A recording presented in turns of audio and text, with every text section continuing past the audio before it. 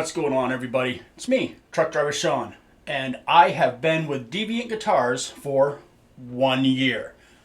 What do I have to say about, well, 1 year with a small US-based guitar builder who, quite frankly, one of the nicest guys on the planet. I truly, this is going to sound kind of weird, because I love my guitars. But I have come to find out that I enjoy Royce's friendship more than the guitars. He's just a good human being. In a world full of people that are just absolute dickheads and pieces of shit, he is a gem to get to know. And really, at the end of the day, he is doing something that a lot of companies aren't giving a shit about. So I'm going to touch on a few things because of the messages I've been getting lately. I've been waiting for this video to address some of them. Some people are like, the prices are getting kind of high. Just so everybody knows, come on, let's get in a little bit closer. With air and extra dry, bink. So, Royce has been building at a 0 profit ratio, trying to get his name out there, giving people a very unique opportunity to get into a guitar before he kind of got himself launched into it, a little bit deeper. I had a few little learning curves along the way, which new builders will have those. So yeah, when you get in on the ground floor, things may not be like 100% perfect, but he always takes the stuff back, puts the time in, and gets you right where you need to be. But the dude has to make some money or he can't keep making guitars. We all have hobbies, but if I didn't get deals on gear, and sometimes I get really lucky and people just send me something, I just get shit in the mail, I wouldn't have all kinds of content on my channel. I can't afford all this shit. I mean, yeah, I bought a lot of it. I don't think I paid full price for anything. True story. But yeah, his price has gone up. And they're still not bad. If you look at what you're ordering from him, and then you go and you look at any other USA company that's not getting their pieces from Indonesia or Korea, you're paying almost double what he's charging. So, come on, man. A little bit of reality, folks. He has to raise his prices. He wants to do this as a living. He wants Deviant Guitars to be like a brand that people talk about. I'm not going to say like Kiesel, because 90% of people just talk shit about that company and secretly are buying their guitars. And that's because the owner's a dickhead. But, true story too. Fuck that guy. They do make okay guitars, but he's such a dick that I can't own one and feel good about it. Royce, on the other hand, super nice guy, save some money, get in on something that's new and it's exciting. And you have a guy who's, well, he's excited to do it. Like he has all this passion and he's always upgrading. When he makes any money, he buys something new. And it takes time to build a guitar. If he was able to not do nothing else, didn't have to parent, didn't have to do a jobby job, between waiting for glues to dry and all that stuff, you're still looking at almost a full-time job for 2 weeks to make one guitar. The profit on one guitar is not 2 weeks' pay, what he's charging. Unless maybe you're a beggar on the corner at Walmart, maybe it's a 2-week thing, but enough on the finances. He's charging more because he has to. And quite frankly, he was almost getting ready to start running at a loss. I personally don't want him to run at a loss. And case in point, I didn't cry in milk. Meh, the prices went up. I'm very fortunate. I pay a little bit above the cost. And my costs doubled. That means his cost doubled. So when you're talking about him going from 12 to 1400 to 2000 to 22, it makes sense, right? You can't expect a man to operate a loss. With that said, the man is awesome. I consider him a dear friend, and if the dude needed anything, I would stop what I'm doing if I had the ability to help him no matter what. So in this 1 year, I have accumulated, there we go. Hi. My name's Sean, and I butcher the English language like a motherfucker. I've accumulated 3 guitars, 2 signatures, and a Ripa. Okay. We can talk about the ugly elephants in the room. There's really only one. Which today it's behaving really good and making me look like an asshole for complaining about it. We'll get to that in a minute. But my pride and joy, my absolute pride and joy, through Deviant Guitars, nothing will ever change this. Granted, yes, I have 2 builds going on right now, and we'll talk about that in a second. But this guitar will always mean everything to me. This guitar right here, those of you who've been following me for a long time know I lost my wife to cancer a few years ago, okay? Back in 2017. She has not been with us for a while, and a lot of my stuff, like you have a purple side, you have a neon green side. Shelly was always purple. They'll always, no matter what the fuck I'm doing, will have something purple in it. Still miss that woman every single day. Yes, I have another woman and she understands this and she's okay with it. If you think about it, kind of in a way, if you have a guy who still cares that much about someone who's no longer on this earth, they're probably going to care about you. And then neon green has been my thing since, like, I don't know, Overkill's horoscope. It just became a thing. Neon green and black. So I put those together. So my guitar, because I didn't have it in hand shot, let's play a little music.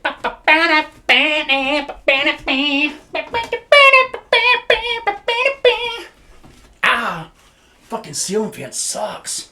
And you turn it off though, it's like 100 fucking degrees. Look at that. Look at that. Yeah, she might not be perfect, but I fucking love this guitar. It has seen, I'd say in the last year, she's been in at least 500 videos. Probably 75 people to 100 people have played it. It's been to NAMM. It went to NAMM 2023. Yeah, 2023. It went to NAMM. It's been in a bunch of videos with that.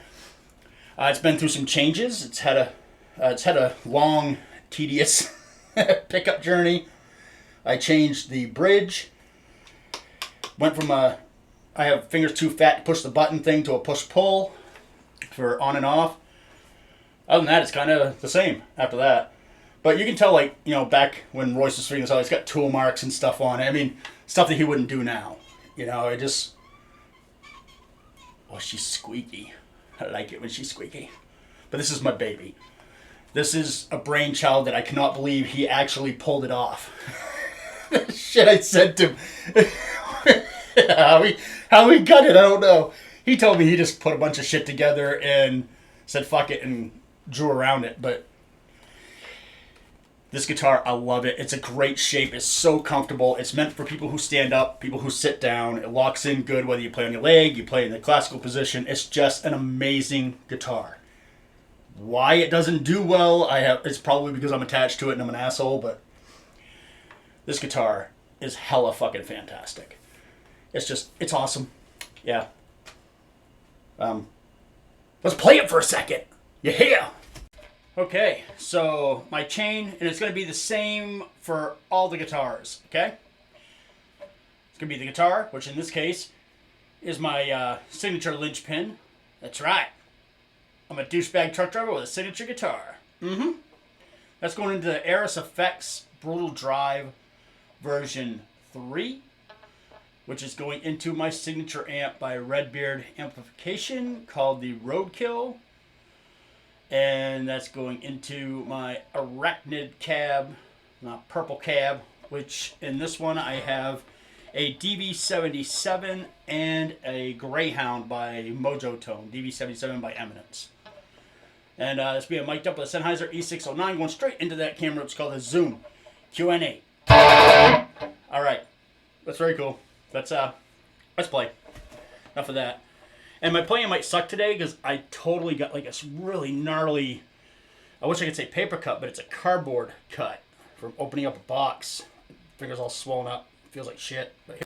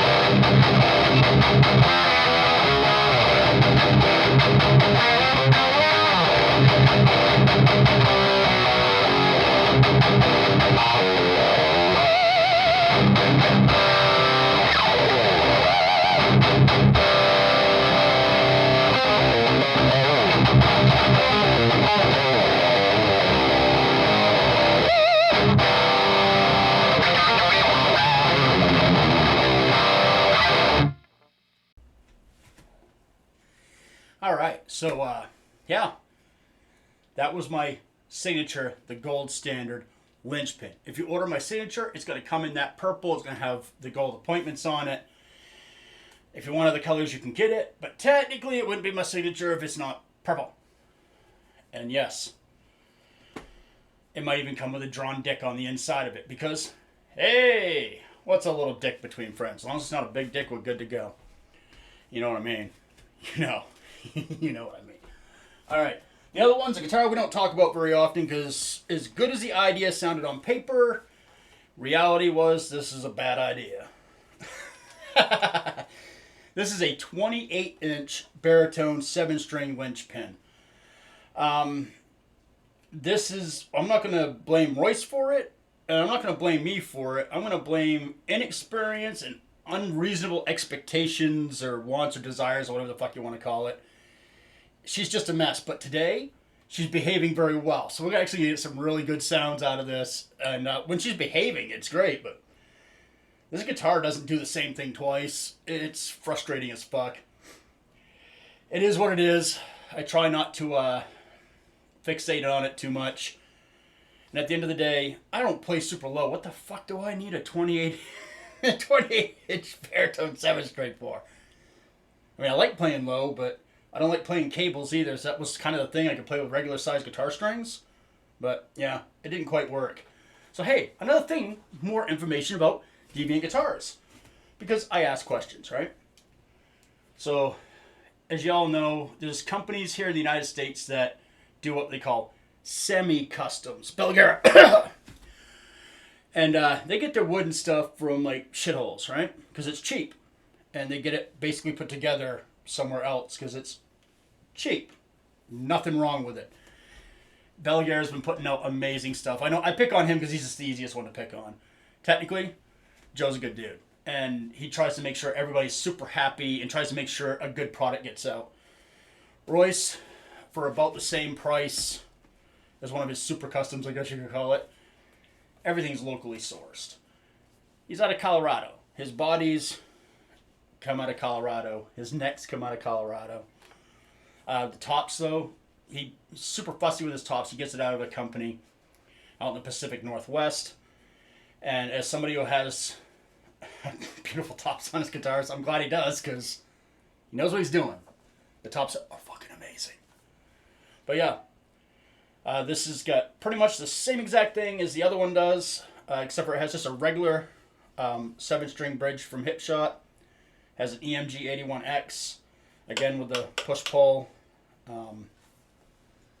Yeah, Hipshot lock and tuners, and she's usually a mess, but today she's, well, when I sat her down earlier when I tuned it, actually I made a video oiling the fretboard and stuff because I was trying some stuff, so that video will be coming out soon.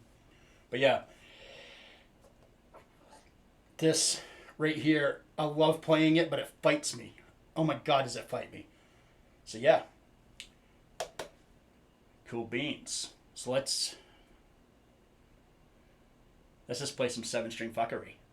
Yeah. Alright. Bing. Let's do this shit. Alright.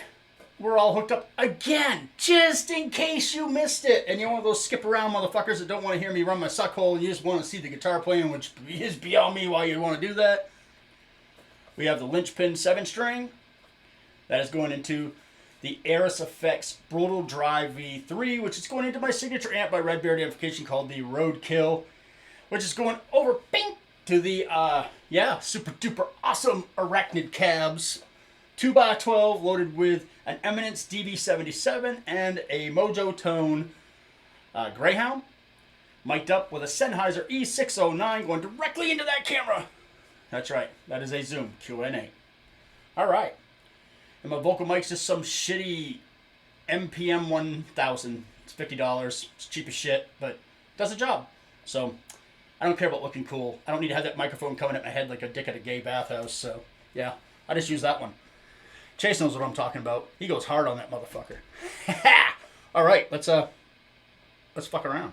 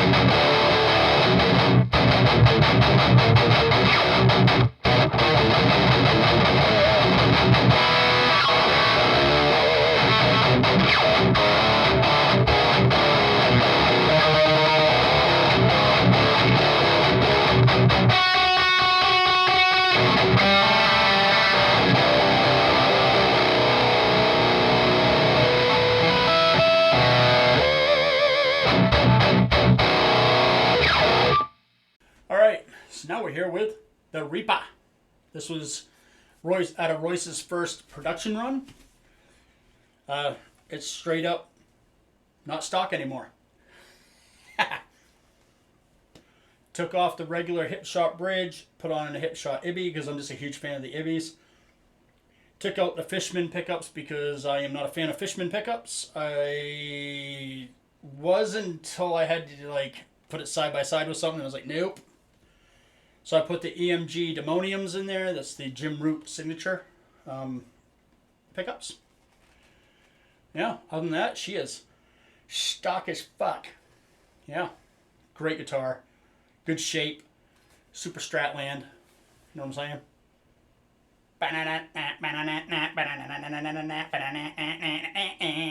All right. So we're gonna plug this in some drop B. That's right, for badass low tuning. Yes, mate. All right. So hey, let's hook up to the chug machine. All right, here we go. Yep. It's hooked up. Drop B. Again, what's drop B? Badass tuning. All right. Yeah.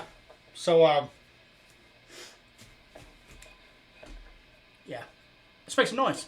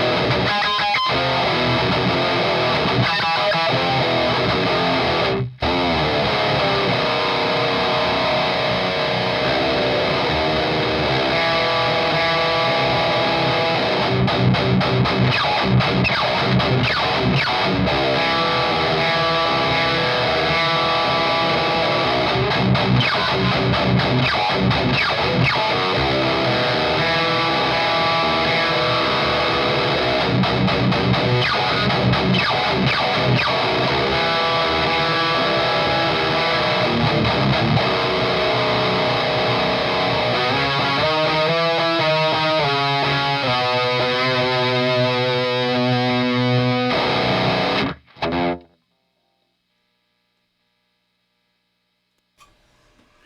happening, man? Alright, so hey, year with Deviant, I've had a good time. I'm looking forward to much more time with Deviant. I have two builds going on. We have the A build and we have the D build. A, it's kind of, hey, here's the first couple steps. Right here. Looky. There. Yeah, here. Look at that shit right there. That's the beginning stages of the Angel build. Okay? I'll let you guys in on something. I'm going to share the whole thing with you guys as it starts getting wrapped up. Royce has got a ton of builds going on, so this is going to take a little bit of time. So hopefully all goes well. We will have it at NAMM 2024. The Angel will be there. The Demon will come later on. Finances, they're a real thing. And hey, yes, I'm an endorsed artist. Royce is my friend. Again, if your buddy's doing something, support your friend. Okay? Support your friend. Take care of your buddies. You know what I'm saying? Especially if you're in a band or something. For Christ's sake, you expect them to come to your gig. You want them to buy your albums. Well, if they do something like make guitars and stuff, don't go like, give me. Buy something. Okay? Buy it, you cheap piece of shit. You know what I'm saying? So anyway, as luck would have it, a little surprise, a little zing-zinger for the end of the video. I'm going to leave you with some words from the man himself. Please watch this, because if anything you've seen matters, it's what this man has to say. This, for all you who don't know the man, is Royce Ron of Deviant Guitars. Take it away, Royce. Hey, what's up, guys? 1 year. That's kind of crazy to think that I've known Sean that long. That I've been listening to your mom jokes that long. But in all seriousness, he gave me an opportunity to jump in and kind of say hi to you guys. And I just want to, first off, start it with thank you. If you're following along, if you're following Sean, you're following me, social media, whatever, it means the world to me.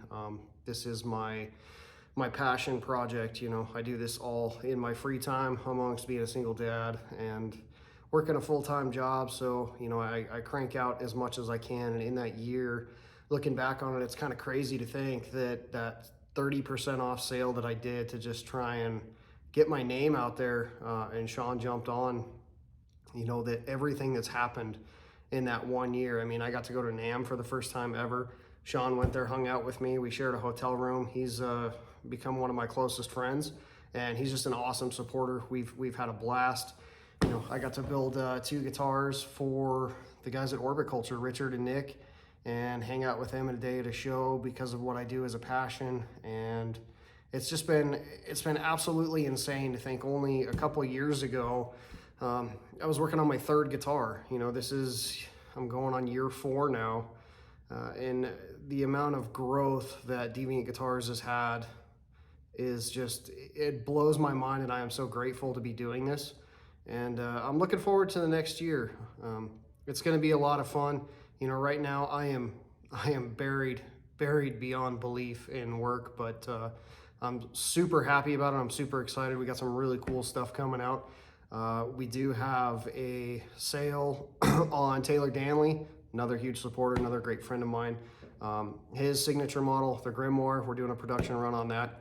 I think 2024, we're going to do some kind of production run on the Linchpin as well, based on Sean's specs and all of that. And yeah, also working on a bass. So it's just kind of crazy to think about, you know, when you go back and you look at it, the amount of support that I've had and everything that I've achieved. Again, I'm super grateful for it. And Sean he's an awesome guy, and I don't think I could have done it without him. So Sean, huge thanks to you, but everybody that's watching this, thank you. Even if you haven't bought one from me, your interest, you know, you hitting that like button, that subscribe button, it means the world to me. I hope that one day I get to be doing this from 9 to 5 instead of from 5 to 11. So thanks for watching, and thanks for the support, guys. Take it easy.